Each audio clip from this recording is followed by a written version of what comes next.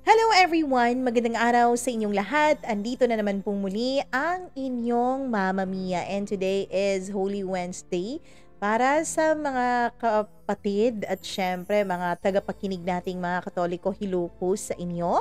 And maraming salamat dahil kahit na medyo busy ang inyong mga buhay-buhay ngayong week na ito, ay nandito pa rin kayo at nakikinig pa rin, sumusuporta pa rin itong ating channel. Thank you so much sa mga bago nating subscribers, lalong-lalo na po akong kinakabahan dahil 49,400 na po tayo as of recording this video. Nakakatakot. Ganon.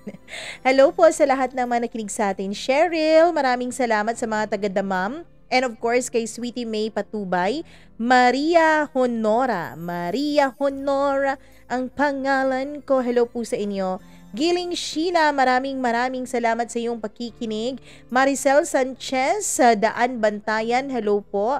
Maraming salamat din sa lahat ng mga nakikinig sa atin na nag-work sa ibang bansa, kung saan man kayong sulok ng mundo ngayon. Kung kayo man ay nasa Saudi, nasa Dubai, nasa Qatar, nasa Kuwait, nasa Japan, nasa Malaysia, nasa Germany, nasa London, nasa UK, nasa USA. Ano pa ba yung mga nakikinig sa atin na iba't ibang mga bansa? Hello po sa inyo. Rodson Dodoso, maraming salamat sa iyong pakikinig. More power daw sa vlogs natin. Thank you so much and more power din sa buhay mo. And hello kay Gail Easy. Maraming salamat kay Morpin sa vlog. Gracie Gracia, thank you. Marisa Kayabyab. Hi Marisa Kayabyab. Ayun, senior citizen na po siya. Hello ma'am, maraming salamat po sa pakikinig ninyo sa akin. And salamat and I love you too. Maraming thank you at napapagaan ko kahit paano ang araw-araw mong buhay. Maria Elena Abe, maraming salamat din sa pakikinig mo. God bless you too. Lilibet Andrade, maraming salamat sa iyong pakikinig. Dan Resma, Girly 9947, ayun, maraming salamat. Myla Tamandong, thank you so much. Maraming salamat din sa lahat ng mga nakikinig sa atin. Kahit na yung iba ay may mga komentaryo, okay lang yun, wala namang problema kasi wala naman talagang perfect. Oo, 'di ba? Huwag kayong mag-alala. Ayos lang sa akin yung mga constructive criticism. Yun pala yung term na yun. Tagal ko na hinahanap yun. Hello po sa inyong lahat. Emily Aceres from Tangkaaran, Hirona, Tarlac. Maraming salamat. Marites Laureta Yante, thank you so much. Antonio Villanueva, maraming salamat. Napakakulay daw ng buhay ni Jane. Totoo, napakakulay talaga ng buhay niya. Minessage ko nga siya eh. Giselle Vlogs, maraming salamat. Joanne Mabahin, Colasio, thank you so much. Ayan, John Malinaw, Jennifer Cardenes. Hindi ko nga pala nabanggit kahapon na si si Jane pala ay nasa mga 50s na siya, almost. Hindi naman 50s na ngayon, pero almost 50s na siya. So, masasabi natin na maraming talaga siyang karanasan sa buhay niya. Lalo pa at hindi naman siya homebody, lumalabas-labas siya, 'di ba? Kaya ako lalabas na rin ako para dumami yung karanasan. Para may kwento ako sa inyo. Malapit na yung nakaka-pressure kayo. Jennifer Cardenes, maraming salamat. Liza Chen, ayun. Maraming thank you. Susana Bazer, Christina Sison. Ayan, hello daw kay Ambo, Maricel Delia, Jocelyn Jeanette May, Gina, Emily B. Rose, Riza na taga Makati. Hello sa inyong lahat sa mga taga Makati. And hello din kay Saranghay. Lemery Batangas. Hello kay Kinverly De Castro. Maraming salamat po. Sa lahat ng mga nasa South Korea pala na nakikinig sa atin, hello po. Hindi ko alam sa North Korea. Baka hindi tayo abot doon. Hello po, magandang hapon din o magandang umaga kung anong oras mo man ito pakikinggan. Marilo Amulat, maraming salamat. Danny Cruz, Jonalyn Rojas, Tatski, hi Tatski. Maraming salamat po. Hello daw kay na Rose Sapnay at Ira Faye Tantoy ng Packaging Encoder. Hello po sa mga taga Ribisco, Tanza. Rebisco, Tanza. Jay Ranoy, hello po. Bipidore Quest Materials. Ano raw? Hello kay Ella.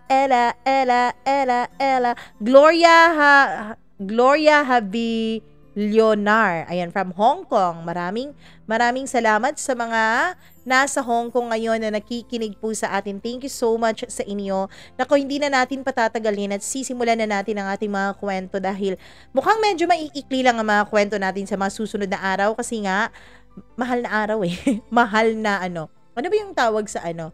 Sa Semana Santa, yon. Hello po sa inyo, sa mga kapatid natin na syempre diba, magpupunta ng mga simbahan. Oo, kaya naman iiklian lang natin yung mga maiikling kwento po ang ating pinipili ngayong mga panahon na ito para naman may time pa kayo sa pamilya nyo at magnilay-nilay. Hello po sa inyong lahat at andito na, sisimulan na natin ang paborito nyong programa, ang Dear Mama Mia.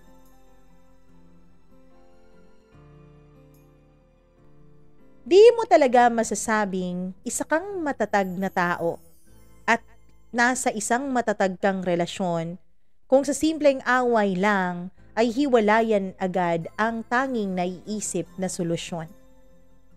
Dear Mama Mia, magandang araw po sa inyong lahat at sa lahat ng mga suki niyong tagapakinig dito sa iyong YouTube channel na araw-araw talagang nag-aabang ng mga bagong kwentong iyong ina-upload katulad ko.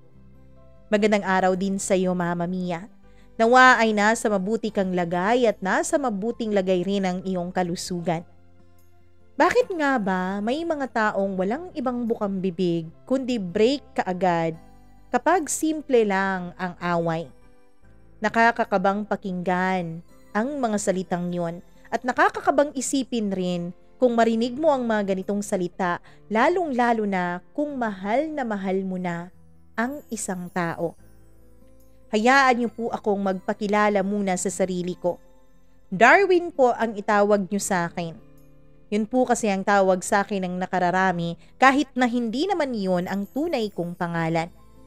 5'7" po ang height ko at kayumanggi po ang kulay ko. Mama Mia, kasalukuyan po akong nagmamanage ng aming family business. Kaya naman masasabi ko na sa tuwing wala talaga akong ibang ginagawa ay ikaw po lagi ang aking hinahanap sa YouTube at lagi kong pinapakinggan para naman mawala ang aking bagot na nararamdaman. Ang totoo niyan, Mama Mia, ay isa po akong engineering graduate. Kaya lang kailangan talaga na may humawak ng business ng family namin. At dahil ako ang panganay, ako po ang na-pressure ng mga magulang ko na sa akin ipapasa ang family business namin. Hindi lang po car wash ang business namin, Mama Mia, kundi meron din kaming auto repair. Malaki ang business na yon dahil maganda ang kitaan doon. Kaya naman nung sinabi ng mga magulang ko na ako ang magmana nito ay wala na po akong magagawa.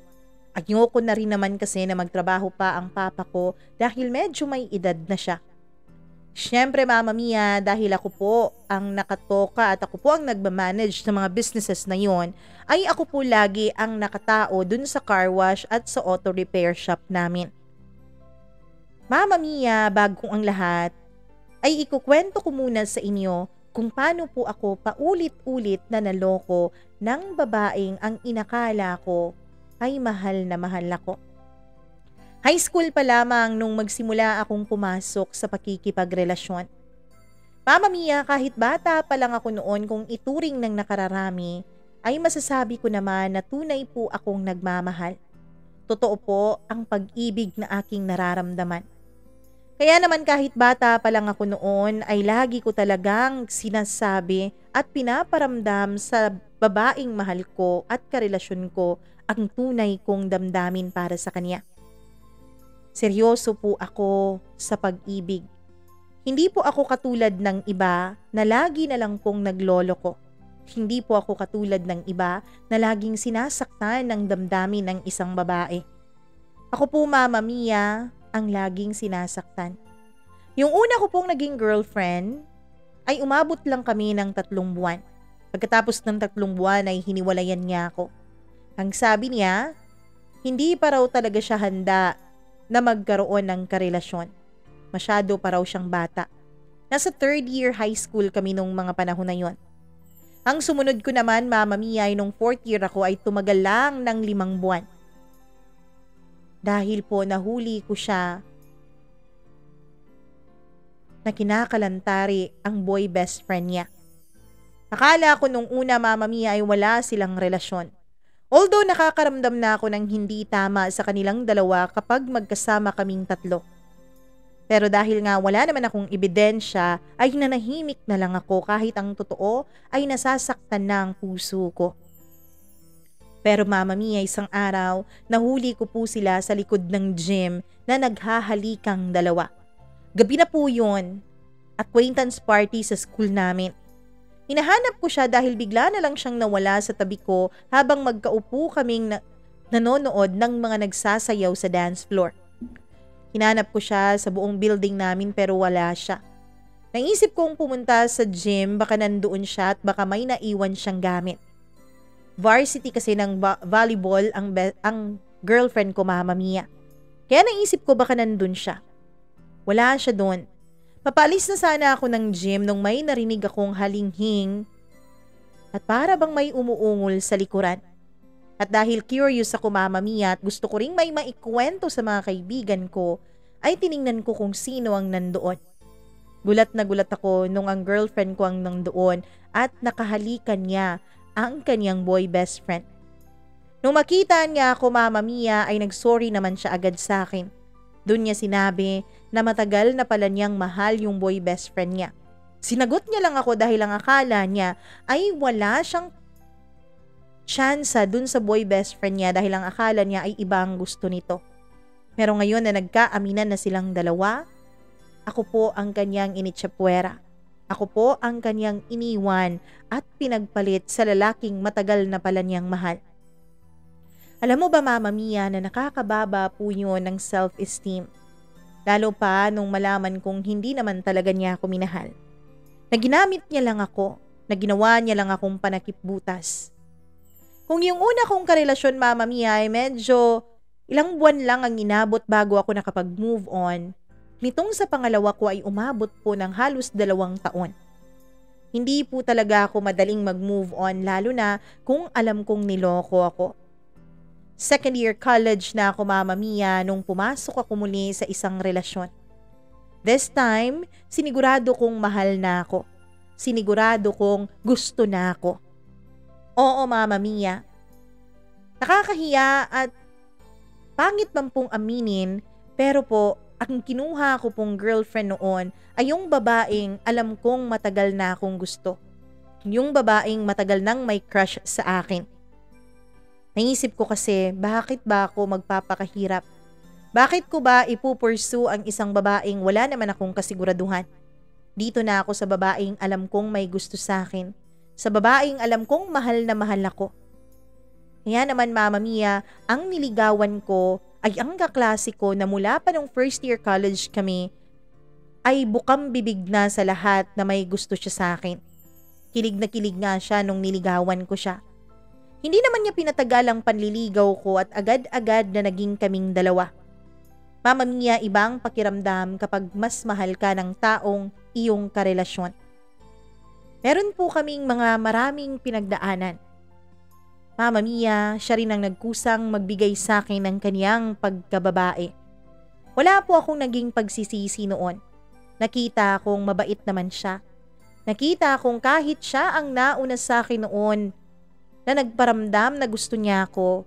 Ngayon, Mama Mia, hindi naman po yun nakawala ng respeto ko sa kanya dahil nakita ko naman ang tunay niyang pagkatao habang nagiging kaming dalawa. Tumagal po ng halos 3 taon ang relasyon namin. Pero Mama Mia, kung kailan minamahal ko na siya, kung kailan gustong gusto ko na siya, kung kailan attached na ako sa kanya at hindi ko na kayang mabuhay nang wala siya, dun naman niya ako niloko. Dun naman niya ako pinagpalit sa kanyang katrabaho. Oo, Mama Mia. Nahuli ko po silang dalawa. Papalabas po sila sa sinihan nung makita sila ng mga kaibigan ko. Nung una, Mama Mia, ay hindi po ako naniniwala. Dahil nasa isip ko noon, bakit naman niya ako lolokohin? Alam kong mahal na mahal niya ako. Hindi ako naniwala sa mga kaibigan ko kahit ilan na sila na nagsasabi sa akin na nakikita nila ang girlfriend ko na may kasamang iba. Hanggang sa ako na rin mismo ang nakahuli. Isang hapon po yun ay tinawagan ako ng kaibigan ko. Nasaan ka? Hello, Dar. Nandito ako sa may movie house. Dun sa mall, sa 3rd floor. Okay, sige. Bakit mo ako papupuntahin dyan? Tanong ko sa friend kong si Joseph.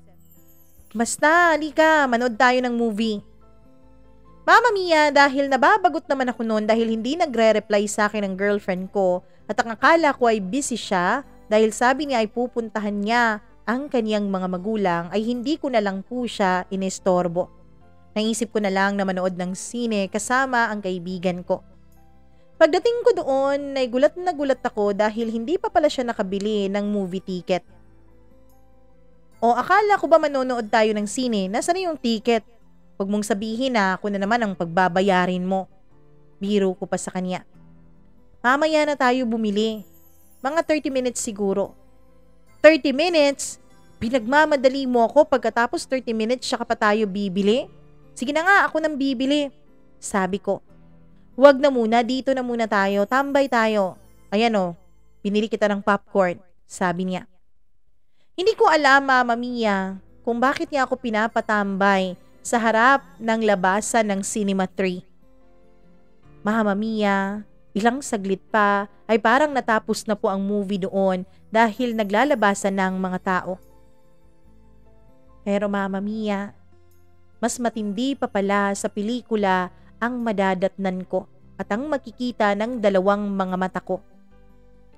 Ang girlfriend ko po, palabas ng sinihan, nakatawa pa at ang kamay niya ay nakahawak pa sa bewang ng lalaki at yung lalaki ay nakaakbay sa kanya at hinahalika ng pisngi niya habang nagtatawanan silang dalawa. Tinawag ko ang pangalan niya. Gulat naman siya, Mama Mia. Hindi ko alam pero dahil sa sobrang galit na naramdaman ko ay sinugod ko yung lalaki at sinuntok ko sa mukha.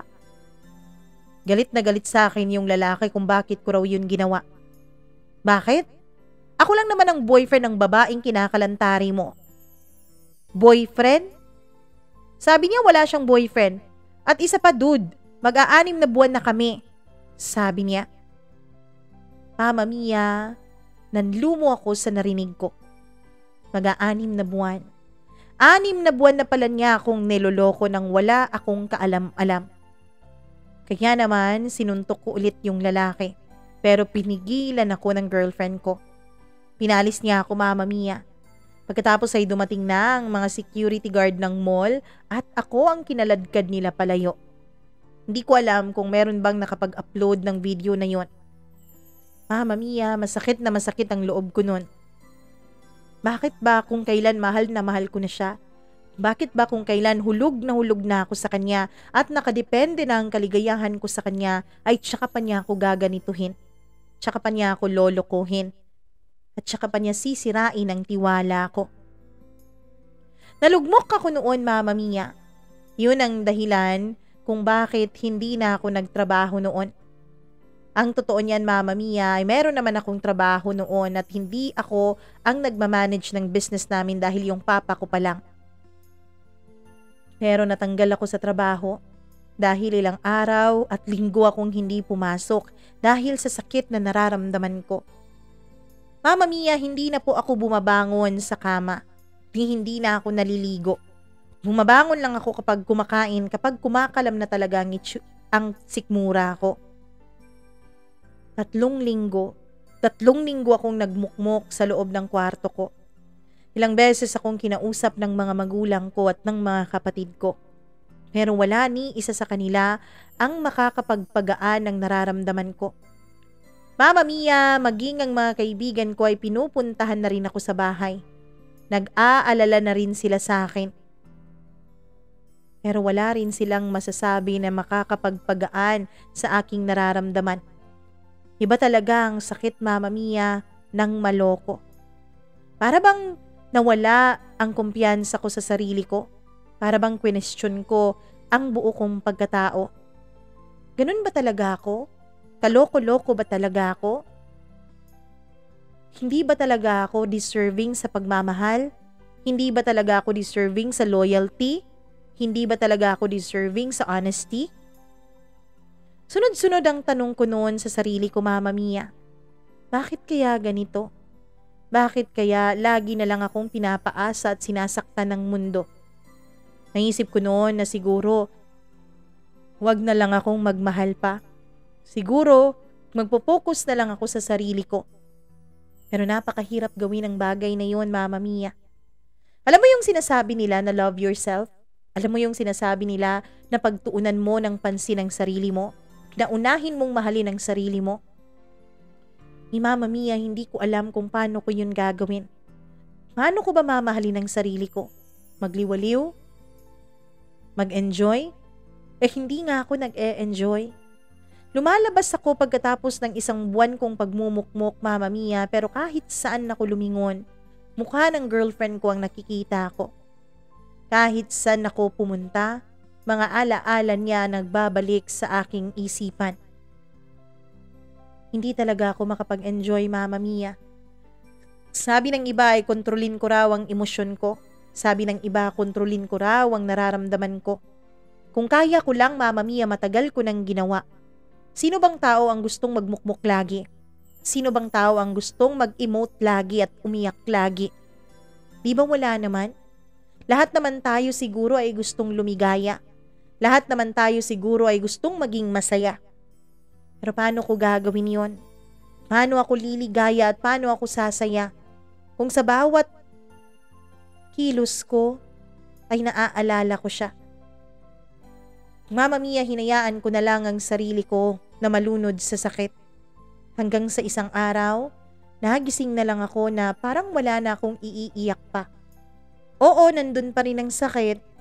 Oo, ni-stalk ko pa rin siya dahil sa sobra kong pagmamahal sa kanya. Pero Mama Mia, parang naubos na rin ang luha ko. Parang natuyo na rin ang mga mata ko. Hanggang sa unti-unti ay nakabangon na rin ako. At dahil wala na akong trabaho noon, ay pinilit ako ng mga magulang ko na ako na lang daw ang mag-manage ng business namin. Kaya yun na lang ang ginawa ko para may pagkaabalahan naman ako. Hindi madaling mag-manage ng business. Mas madali pong maging empleyado dahil nakanumero lang ang mga galaw at kilos mo. Pero kung nagmamanage ka ng business, lahat ng problema sa lumo. Lahat ng kailangan gawin, ikaw ang gagawa. Kaya naman Mama Mia, doon na focus ang isip ko noon. Hanggang sa unti-unti, kapag naaalala ko siya ay hindi na masyadong masakit. Meron pa rin pero hindi na ganun kagrabe. Hanggang sa dumating nga ang araw matapos ang halos 2 taon, nung makita ko siya sa mall ay wala na akong naramdaman pa. Hindi na ako umiwas, hindi na ako nagalit. Naaalala ko pa rin ang mga ginawa niya pero hindi na masakit. Doon ko naisip na pagtuunan ng pansin ang sarili ko. Mama Mia, nag-gym ako kapag meron akong libreng oras. Kumain din ako ng healthy. Naging masaya ang mga magulang ko sa takbo ng negosyo namin at sa takbo ng buhay ko. At sabi nila, ngayon daw ay baka makahanap na ako ng babaeng tunay na magmamahal sa akin. Pero hindi ko na yon iniisip. Sabi ko noon sa sarili ko, Mama Mia, ayoko na. Ayoko nang magmahal ulit. Ayoko nang meron pa akong mamahalin. Ayoko na ng ganun. Ang gusto ko na lang, Mama Mia, ay maging masaya kahit mag-isa. Pero Mama Mia, meron palang ibang plano ang buhay at ang mundo. Isang araw ay may nakita akong babae. Hindi ko alam kung bakit pero nakuha niya po ang atensyon ko.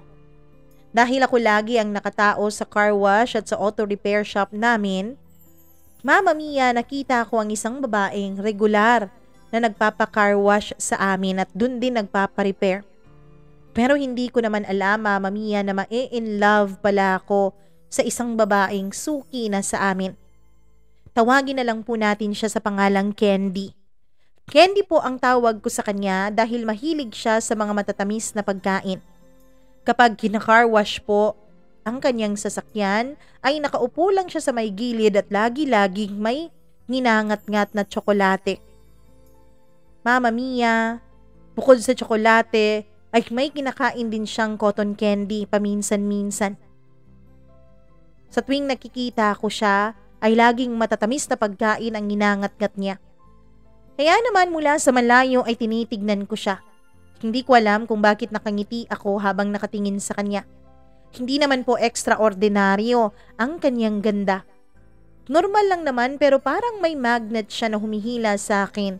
Na humihila sa aking paningin na lalo ko pa siyang titigan. Mama Mia, napapansin ko lagi siya kapag nagpapakarwash namin. Kaya lang, hindi ko siya nilalapitan. Aminin ko, Mama Mia. Meron siyang magnet sa akin pero ang sabi ko nun sa sarili ko, hinding-hindi na ako iibig pang muli. Hinding-hindi na ako mag-aaksaya pa ng panahon sa isang babae. Pero habang tumatagal, Mama Mia, ay para bang mas lalo ko siyang nagugustuhan. Dumating pa sa punto na kapag hindi siya nagpapa-car wash kapag Sabado, kung kailan schedule niya lagi ng car wash, ay namimiss ko po siya. Kaya lang, kapag nandyan naman siya, ay hindi ko naman siya nilalapitan. Aminin ko, Mama Mia, nagtatalo ang puso at isip ko. Gustong-gusto ng puso ko na lapitan siya at kilalanin. Pero ang isip ko naman, Mama Mia, ay laging pinapaalala sa akin ang lahat ng sakit na pinagdaanan ko ng dahil sa pag-ibig. Kaya siguro, safe nang sabihin yung natutorpe ako, Mama Mia. Natutorpe ako dahil sa trauma na naranasan ko sa mga naging karelasyon ko. Lalong-lalo na yung huli kong naging girlfriend. Naisip ko noon, wag na lang akong lumapit. Baka masaktan na naman ako o baka kaya mautal ako kapag kausap ko siya. Kaya lang, Mama Mia, hindi naman po talaga maiiwasan na kausapin ng isang babaeng katulad niya na customer pa talaga namin. Dahil isang araw matapos ang ilang buwan na pagmamasid ko sa kanya, ay si Candy na po ang unang nag-approach sa akin. Mama Mia, isang araw, dumating siya para magpa-car wash. Gulat na gulat ako dahil hindi naman yun Sabado. Huwebes pa lang yun, kaya hindi ko inaasahan ang pagdating niya. Nakaupo ako dun sa may gilid kung saan siya laging nakatambay kapag nagpapa-car wash siya. Aalis na sana ako nung makita ko siya na palabas ng kanyang sasakyan pero bigla niya akong hinarang. Hi, Darwin, right? Tanong niya. Yes ma'am. Paano niyo po ako nakilala? Kasi Darwin, tinanong ko na ang pangalan mo dun sa mga empleyado mo. Alam mo, naku-curious talaga ako sa'yo. Parang ang seryoso mo lagi. Ganun ba kahirap magpatakbo ng negosyo, lalong-lalo na itong car wash? Tanong niya. Kumunot ang noo ko, Mama Mia, dahil hindi ko alam kung paano yun sasagutin. Tumawa naman siya at humingi ng dispensa. Pasensya ka na, Darwin, ha, kung masyado akong straight magsalita. Kasi may plano ako may plano akong magtayo ng sarili kong negosyo. Pero kung magiging ganyan naman ang mukha ko, parang nagdadalawang isip ako. Sabi niya. Nang bigla siyang tumawa. Ako naman, Mama Mia, ay wala naman akong kamalay-malay sa aking pang-araw-araw na mukha. Napangiti na lang ako nang bigla sa kanyang mga nasabi. Doon na po nagsimula, Mama Mia, ang madalas naming pag-uusap.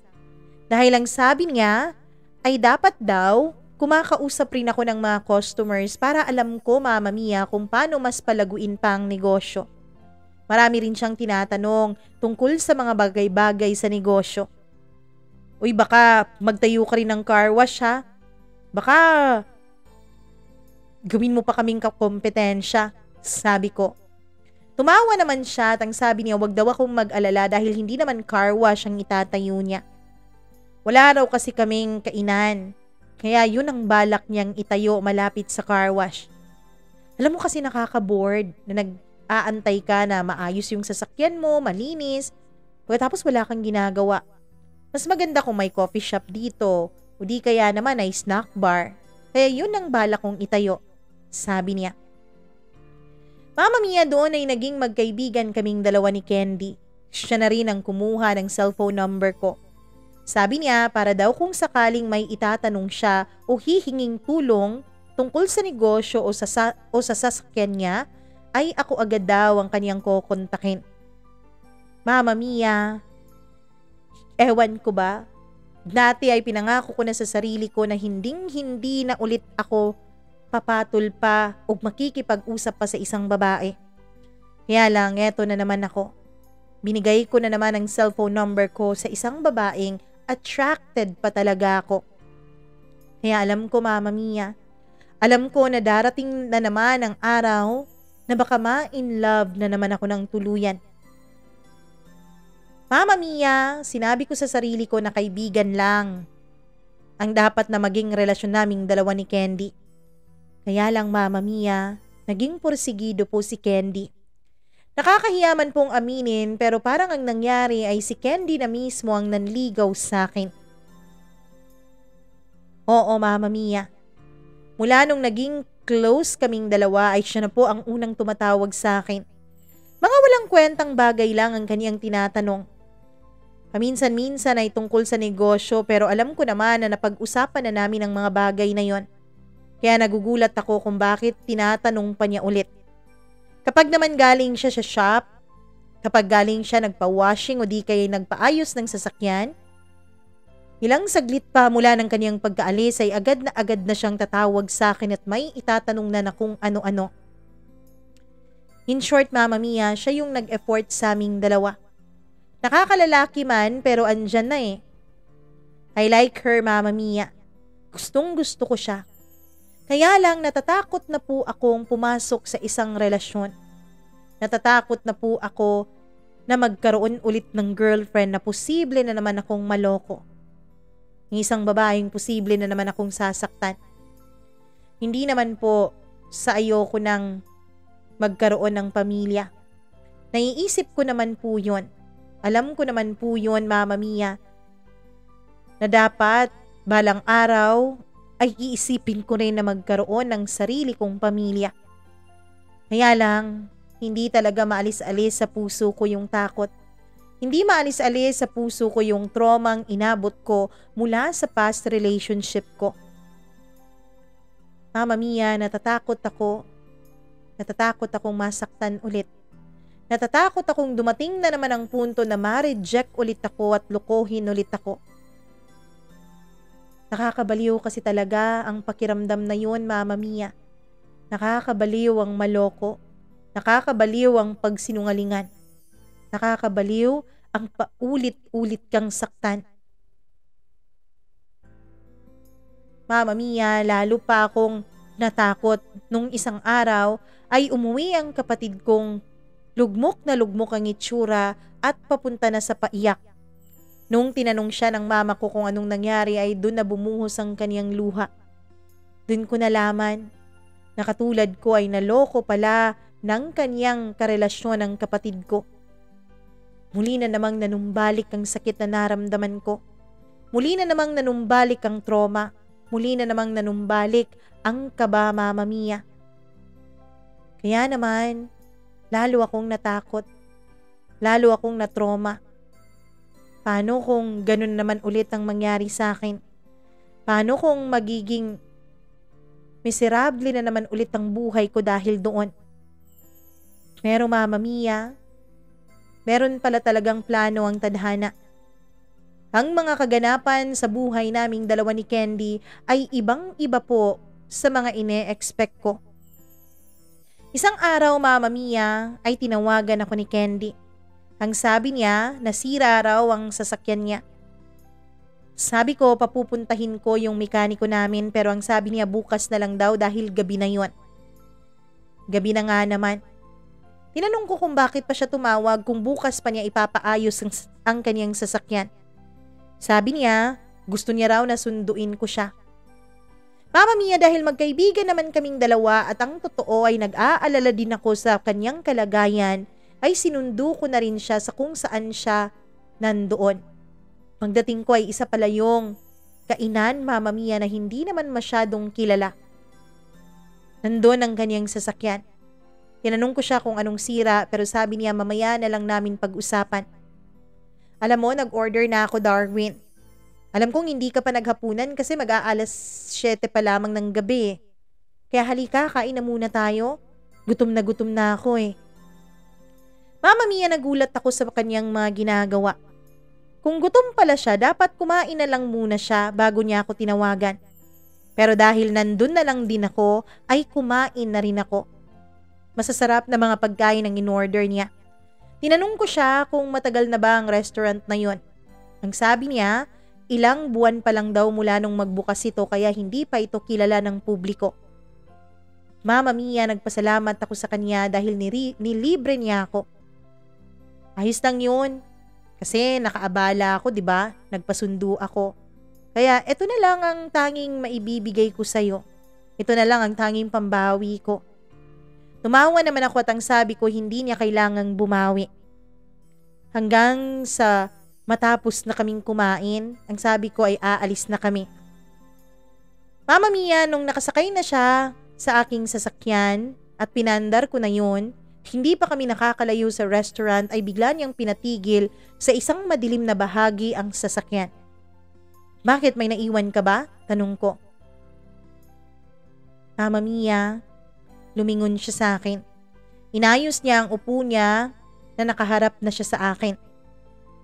Darwin, alam kong natutorpe ka. Alam kong hindi mo masabi-sabi sa akin ng totoo. Kaya ako na ang gumawa ng paraan para mas mapalapit ang loob natin sa isa't isa. Darwin, hindi naman totoong may sira ang sasakyan ko eh. Ayos naman talaga yon. Ha? Bakit mo pala sinabing may sira? Bakit mo ako pinapapunta dito?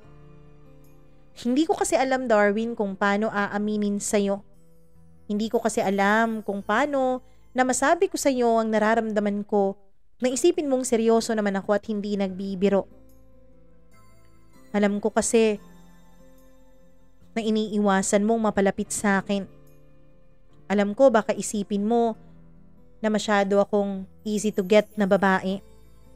Pero Darwin, kasi ako eh. Kapag gusto ko, sinasabi ko. Ayoko kasing nagsasayang ng panahon.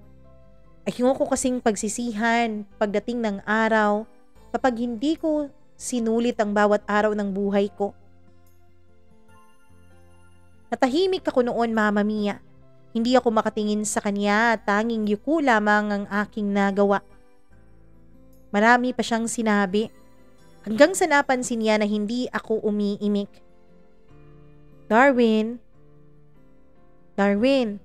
tawag niya sa akin. Candy, sorry ah. Sorry. Hindi kasi ako sanay sa ganito na yung babae ang umaamin. At isa pa, Candy, natatakot na kasi ako eh. Natatakot na ako sa pag-ibig na yan. Ilang beses na akong sinaktan. Ilang beses na nawala ang tiwala ko sa sarili ko. Ilang beses kong inisip na sana mamatay na lang ako dahil sa sakit na pinaranas sa akin ng mga dati kong karelasyon. Kaya pasensya ka na. Pasensya ka na kung isang sirang Darwin ang nakaharap sa iyo ngayon. I understand, Darwin. Naiintindihan kita. Alam mo, kung hindi lang talaga kita gusto ng sobra, hindi ko naman gagawin to eh. Kung hindi lang talaga kita minamahal. I like you, Candy. Nakakahiya lang talagang lumapit sa iyo at nakakatakot. Ang ganda mo kasi. Alam mo, ikaw palang nagsabi sa akin, Darwin, na ang ganda-ganda ko. Alam ko naman na hindi ako pangit pero hindi naman ako ganun kaganda. Sabi niya. Hindi, Candy. Lalong tumatagal, lalo kang gumaganda lalo na kapag nakangiti ka. Darwin, nagugulat ka ba? Nagugulat ka ba sa mga sinasabi at ginagawa ko para sa'yo? Masanay ka na ha? Ako kasi yung tipo na kapag gusto ko ang isang tao, ako na mismo ang lalapit. Ako na mismo ang magtatapat. Ayoko kasi na baka maunahan pa ako ng iba. Ayoko kasi na baka may pagsisihan pa ako bukas. Mahirap na.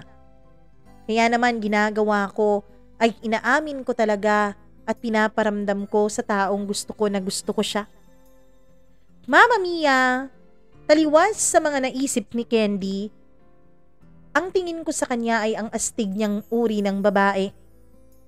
Hindi lahat ng babae ay merong lakas ng loob para umamin ng kanilang tunay na nararamdaman sa isang lalaki. Hindi lahat ng babae ay kakayanin ng ganon.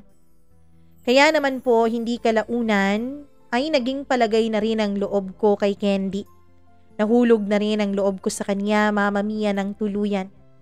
Hindi ko alam kung paanong nangyari pero unti-unti niyang nabubuwag ang nilagay kong mga pader sa puso ko. Sa bawat araw na magkasama kami, pakiramdam ko ay may parte ng pader na yon na nabubuwag. Na para bang napapasukan na ang puso ko ng pagmamahal. Na parang pati isip ko ay namanhid na rin. At hindi na makalaban pa. Kaya naman isang araw ay naging kami ring dalawa. Mama Mia, hindi ko alam. Pero sa likod ng takot ko, sa likod ng trauma ko ay nagawa ko pa rin na sumugal ulit sa pagmamahal at sa pag-ibig. Basta ang alam ko noon, mahal ko na si Candy. At ang alam ko noon ay mahal niya rin ako. Kami na. Inisip ko noon, Mama Mia, na hindi man si Candy ang first girlfriend ko. Sabi ko sa sarili ko, sana siya na ang huli. Sana siya na ang huling girlfriend ko at siya na rin ang makakasama ko habang buhay. Sana siya na rin ang wakas ko. Pero alam ko, Mama Mia, alam ko na para magtagal kami at para umabot kami hanggang dulo, ay kailangan ko pa rin mag-effort. Kailangan kong ipakita kay Candy na mahal ko siya. Kailangan ko siyang pagsilbihan at kailangan niyang malaman na hindi one-sided ang relasyon naming dalawa, na matagal ko na siyang minamahal. Kailangan kong ipakita sa kanya na hindi lang siya ang marunong mag-handle ng relationship namin. Pinaramdam ko sa kanya, Mama Mia, na kaya ko ring mag-handle ng relationship. Tinatago ko lahat ng insecurities ko. Tinatago ko lahat ng trauma ko, Mama Mia. Pinilit ko yung kalimutan. Kapag may napapansin akong kakaiba, bago ako makipag-usap sa kanya ay nililinaw ko muna ang isip ko. At ayoko kasi, Mama Mia, na makaapekto ang trauma ko sa kasalukuyan naming relasyong dalawa ni Candy. Pero naisip ko, Mama Mia, hindi pala ganun kadaling makipagrelasyon lalo na kang dumaan ka na sa mga masasakit na bahagi ng pag-ibig. Ang dami-dami mong kailangang i-consider. Ang mga gusto niya, ang mga ayaw niya, ang mga simpleng bagay na makakapagpasaya sa kanya. Mama Mia, sensitive naman kasi talagang babae si Candy. Akala ko nung una ay masyado siyang astig. Pero Mama Mia, kabaliktaran pala talaga ang kanyang tunay na pagkatao. Parang defense mechanism lamang niya ang pagiging astig. Dahil nung naging kami na, nakita ko ang sensitibong parte niya. Napakamatampuhin niya, Mama Mia. Konting kibot, tampo agad. Metikulosa rin siya at selosa. Madali po siyang magtampo at magselos sa kahit na anong bagay. Kahit na customer ko lang ang kausap ko, ay nagtatampo na agad siya. Mahirap palang ganun. Kung noon, Mama Mia, ang mga naging karelasyon ko ay hindi naman masyadong selosa, ngayon ay naninibago ako. First time ko pong magkaroon ng girlfriend na ganun kung magselos. Ngunit Mama Mia, kahit pa nahihirapan ako, isa lang ang tinatak ko sa isip at puso ko. Isa lang ang alam ko. Mahal ko si Candy. Mahal na mahal ko siya, kaya handa akong magtiis.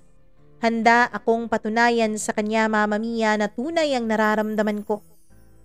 Pero bakit ganun, Mama Mia? Sa tuwing may malilimutan ako o hindi niya nagustuhan na gagawin ko, ay lagi na lang siyang nagagalit sa akin. Hanggang dumating ang punto na laging break up ang ipinapanakot niya sa akin. Mama Mia, dahil sa mga salitang yon ay muling nanunumbalik sa akin ang trauma. Masakit marinig ang mga salitang yon. Dahil Mama Mia, natatakot ako. Natatakot ako na baka mangyari na naman ang mga nangyari sa akin noon. Ayoko siyang iwan at ayoko na iwan niya ako. Ayokong mangyari yun, Mama Mia. Ayokong maulit ang masakit na mga nakaraan ko. Sorry na, mahal. Nawala lang naman sa isip ko na nalabas ko na nung time na yun eh. Alam mo naman yung trabaho ko dito.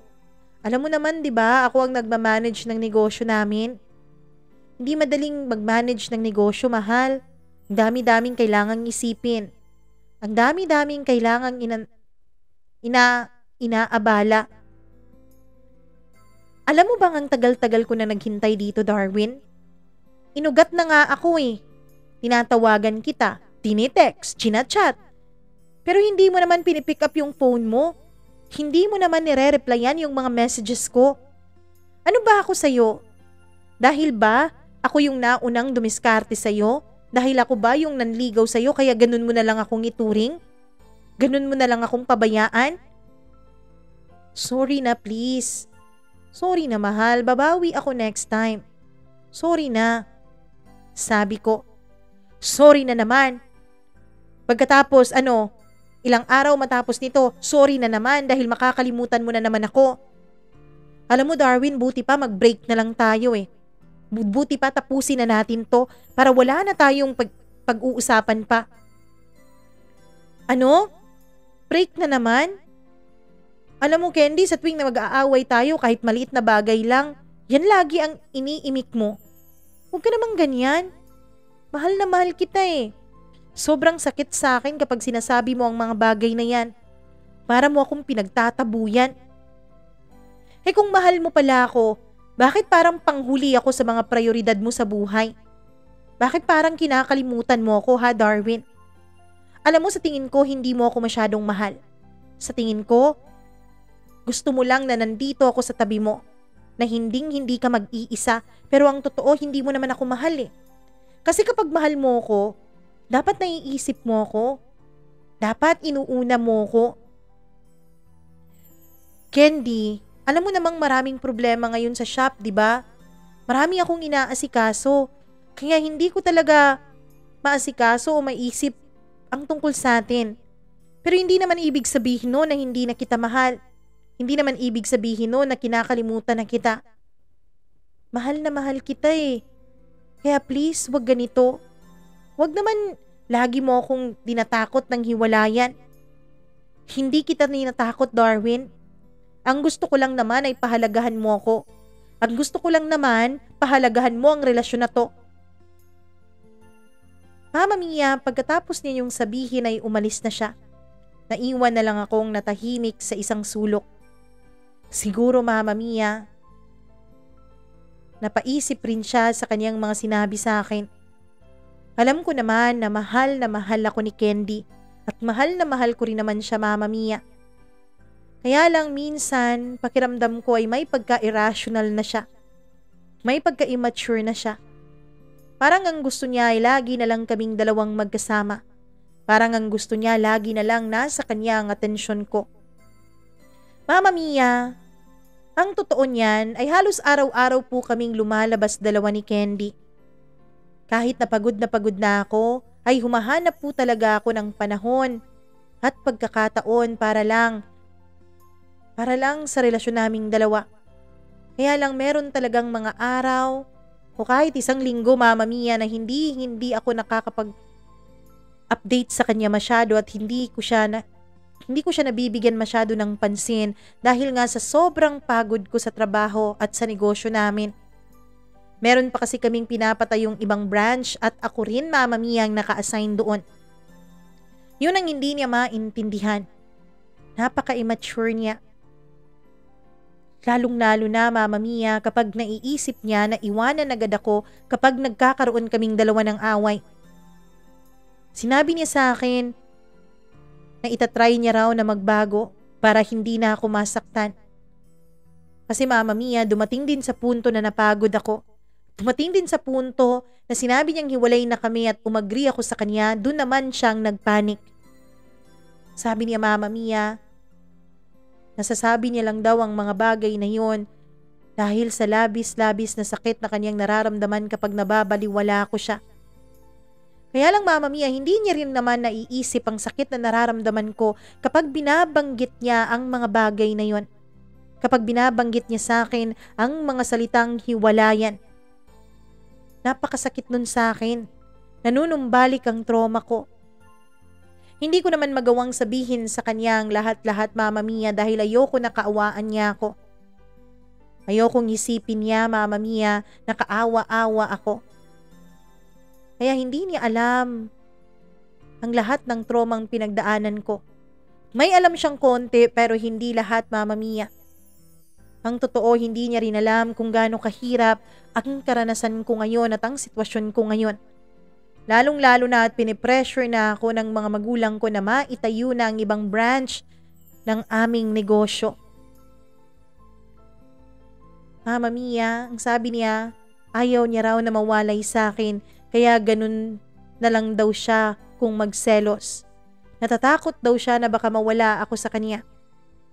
Pero lagi kong sinasabi sa kanya na hindi ako mawawala. Lagi kong sinasabi sa kanya na nandito lang ako at hindi ko siya iiwanan.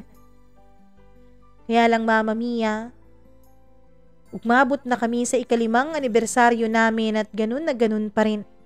Wala pa ring pagbabago. Sa kasalukuyan Mama Mia ay medyo naging okay naman kami. May mga pagkakataon na naiiwasan na niya ang pagsasabi ng break na tayo kapag nag-aaway kami. Laking pasasalamat ko na lang na sa halos mag-6 na taon na kami together Mama Mia. Kahit na hindi naman perpekto ang relasyon namin, ay nakikita ko naman na mahal ako ni Candy. At ganun din naman ako sa kanya Mama Mia. Mahal na mahal ko siya. Hanggang sa isang araw, Mama Mia, nakalimutan ko ang anibersaryo naming dalawa. Hindi naman yun anibersaryo ng aming pagiging magsyota, kundi anibersaryo yun ng unang beses na mag-usap kaming dalawa. Ganun kasi talaga ang girlfriend ko. Ganun si Candy, Mama Mia. Tawagin na natin na masyado siyang sentimental. Kahit ang mga maliliit na bagay ay binibigyan niya ng pansin. Kaya maging ang unang araw ng pag-uusap namin ay meron pong anibersaryo. Pero nagalit siya sa akin, Mama Mia. Galit na galit siya dahil hindi ko yun naalala. Bumili pa naman siya ng regalo para sa akin pero ako ay walang naibigay sa kanya. Sa galit niya, Mama Mia, ay tuluyan na siyang umalis doon at hindi na nagsalita pa. Ilang araw niya akong hindi pinapansin. Ilang araw niyang hindi nire-replyan ang mga text ko at hindi sinasagot ang mga tawag ko. Hanggang sa isang araw, Mama Mia, ay nagpakita siya sa akin sa shop. Tinanong niya kung gusto ko raw ba talaga na maging maayos na ang lahat sa amin. Ang sabi ko syempre oo. Ang sabi ko gustong gusto ko na maayos kami at hindi kami nag-aaway. Pwes pakasalan mo na ako, Darwin. Pakasalan mo na ako nang sa ganun ay hindi na ako mapraning ng ganito. Sabi niya. Nagulat ako sa sinabi niya, Mama Mia. Oo, at nasa isip ko na rin naman na lumagay sa tahimik. Kaya lang, hindi ako talaga nakapaghanda na siya mismo ang magtatanong sa akin ng bagay na yon. At dahil ayokong mawala siya, Mama Mia, dahil ayokong isipin niya na hindi ko siya mahal, ay sinabi ko sa kanya na magpakasal na kaming dalawa. Agad-agad pagkatapos ng trabaho ko ay sinama niya ako sa isang jewelry shop at sinabi niya kung ano ang gusto niyang maging engagement ring naming dalawa. Binili ko naman yun at sinuot ko yun sa kamay niya. Pagkatapos nun, 2 araw lang ay busy na siya sa pag-aayos ng magiging kasal namin. Mama Mia, siya na rin ang nag-ayos ng date para makausap ko ang mga magulang niya at makausap ng mga magulang niya ang mga magulang ko. Hindi ko alam pero parang masyadong mabilis ang mga pangyayari. Mama Mia, ngayong April na po ang kasal naming dalawa. Mahal na mahal ko naman si Candy. Pero hindi ko alam, Mama Mia, kung bakit may pagdududa sa puso ko. Hindi ko alam kung tama ba na lumagay na kaming dalawa sa tahimik. Mahal ko siya at alam kong mahal niya ako. Kaya lang hindi ko alam kung handa na ba kaming pareho sa mga responsibilidad. Handa na ba akong ibigay ang buong buhay ko kay Candy? Tuwang-tuwa naman ang mga magulang ko, Mama Mia, nung malaman nila na magpapakasal na ako. Natuwa rin ang mga magulang ni Candy. Pero ako, Mama Mia, hindi po ako sigurado. Hindi ako sigurado kung handa na ba ako.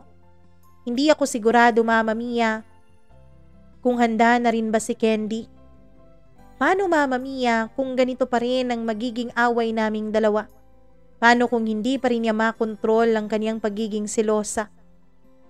Ang sabi ng mga kaibigan ko, ayos na yun. Dahil wala na ring magagawa si Candy kapag kasal na kaming dalawa kundi tanggapin ang mga bagay na hindi niya tinatanggap sa akin ngayon na magnobyo pa lang kami. Mama Mia, tama po ba na ituloy ko ang kasal namin? April 21 po ang kasal naming dalawa at hindi ko alam kung handa na ba ako. Please, tulungan niyo po ako. Lubos na gumagalang, Darwin.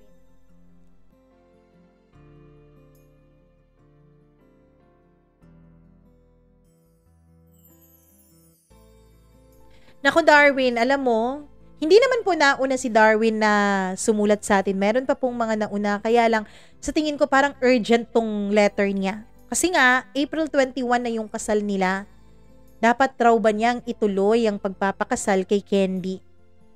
Alam mo, Darwin, ako naniniwala talaga sa kasabihan na sometimes love just ain't enough. Charot. Hindi naman pala yun kasabihan, kundi kanta. Sometimes hindi sapat ang pag-ibig. Sometimes hindi sapat na mahal nyo ang isa't isa. Sometimes may mga bagay na mas importante doon. Pangunawa, pasensya, syempre importante yun, at tiwala sa isa't isa. Kapag merong isa sa mga, meron pa pala, respeto. Kapag merong isa sa apat na bagay na yun na wala, parang mahirap. Parang mahirap harapin ang pagiging mag-asawa. Alam mo, Darwin, kung ako sa'yo, hanggat maaga pa, hanggat hindi pa April, huwag mo nang patapusin yung March, kausapin mo na itong si Candy. Alam kong natatakot ka na kapag kinausap mo siya, ay baka iwan ka niya. Baka OA siyang mag-react, pero sana kausapin mo siya ng maayos. Sana rin, bago mo siya kausapin, mag-disclaimer ka, sabihin mo, sana wag kang magagalit, sana itong pag-uusap natin ay para sa dalawang mature na mga tao. Total, magpapakasal na tayo, kaya dapat maging open tayo sa isa't isa. Pag-usapan niyo ang mga bagay-bagay. Kung pwede namang i-postpone, o kung pwede naman na i-delay muna yung kasal, i-reschedule, pwede niyong gawin yun. Basta pag-usapan niyo lang. Huwag kang aalis nang hindi ka nagpapaalam. Huwag kang lalayo nang hindi niya alam ang tunay na rason. Kasi may punto ka eh. Pwedeng kapag kasal na kayo ay mas lalo pa siyang lumala. Yung iba nga dyan, hindi naman ganyan nung mag-girlfriend-boyfriend pa lang, pero nung naging ano na, 'di ba? Nung naging mag-asawa na, parang nagbago na ang ihip ng hangin, parang napunta na sa mga malalalang sitwasyon. Kaya napakahirap talaga ng ganon. Kaya dapat kausapin mo si Candy ng maayos. Pag-usapan niyo yung dalawa dahil buhay niyong dalawang nakasalalay doon. Hindi mo lang buhay, Darwin, kundi maging buhay din ni Candy. Kinabukasan niya rin yun at hindi mo lang kinabukasan. Kaya dapat alam niya ang mga nangyayari. Karapatan niyang malaman ang mga bagay na yon. Kaya sana, wag mo nang paabutin pa ng Semana Santa. Semana Santa na ngayon, wag mo nang paabutin pa ng Good Friday. Dahil Wednesday ngayon, kapag nabasa mo ito o narinig mo ang mga payo namin, nabasa mo ang comment section, sana ngayon pa lang kausapin mo na siya. Ngayon pa lang na may ano pa kayo, may sapat na panahon pa kayo para sabihan ang mga magiging bisita niyong dalawa. Siguro nga baka hindi niyo pa hand in yung mga invitation, 'di ba? Kasi nung kasal namin, mga 2 weeks before the kasal pa, tsaka pa namin na nabigay yung mga invitations. Kaya siguro ganun din sa inyo. Kung ganun sa inyo, meron pa kayong panahon para sabihan ang mga magiging bisita nyo, mga ninong-ninang, entourage, mga magulang nyo, mga pamilya nyo, kung ano ang magiging desisyon yung dalawa. Basta dapat, ang isipin mo, Darwin, ay ang magiging pagsasama ninyo. Isipin mo, karapatan din ni Candy na malaman ang totoo mong saloobin. Sabihin mo sa kanya ang lahat-lahat, yung mga nang trauma mo, yung mga nangyari sa'yo, para maging open kayo sa isa't isa at para maintindihan ka niya. Baka kasi meron ding hindi sinasabi sa'yo si Candy. Baka kasi kaya siya ganyan dahil may trauma rin siyang sarili niya. Kaya pag-usapan niyo yung dalawa. At bago kayo mag-usap, humingi kayo ng guidance ni Lord kung talaga bang will niya ang pagiging mag-asawa niyong dalawa. Ganun lang. Anyways, maraming salamat Darwin sa pagbibigay mo ng oras na ma-share itong kwento mo dito sa ating programa. At kung ikaw na nakikinig ngayon, kung nagustuhan mo ang letter ni Darwin, please do like and share this video. Click the subscribe button, click the notification bell para lagi kang updated sa tuwing may bago tayong videong ina-upload. At wag mo ring kakalimutan na kapag nababagot ka ngayong panahon ng bakasyon, please do watch or listen to our stories. Just click the Mamma Mia CDO below at ipupunta ka na niya doon sa ating mga maraming videos. Thank you so much sa inyong lahat from the bottom of my heart. Ako po ang nag-iisa ninyong Mamma Mia. Magandang araw sa inyong lahat.